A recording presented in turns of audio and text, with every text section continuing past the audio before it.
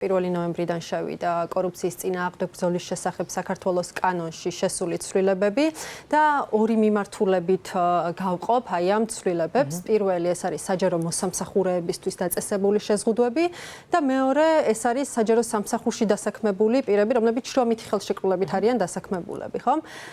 როცა ჩვენ ვსაუბრობთ საჯარო მოსამსახურეებზე, კანონით ისედაც მათ ჰქონდათ გარკვეული შეზღუდვები დაწესებული, მაგალითად მათ არ შეეძლოთ სხვა საჯარო დაწესებულებაში ანაზღაურებადი საქმიანობის განხორციელება, მათ შეეძლოთ სამეცნიერო საქმიანობის პედაგოგიური საქმიანობის განხორციელების შესაძლებლობა ჰქონდათ, თუმცა ახალი რედაქცია უკვე აწესებს ამ მიმართულებითაც შეზღუდვას.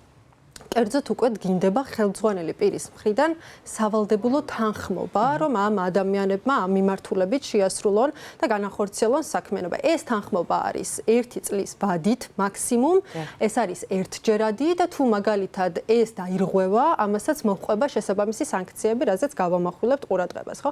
მეორე მიმართულება, ეს არის უკვე შრომითი ხელშეკრულებით დასაქმებული პირები, იგივე AIP-ებში, SIP-ებში, სადაც მუნიციპალიტეტის ან სახელმწიფო წილობრივი მონაწილეობა 50% მინიმუმ არის, აქ დასაქმებულ პირებს ეხებათ ეს შეზღუდვები.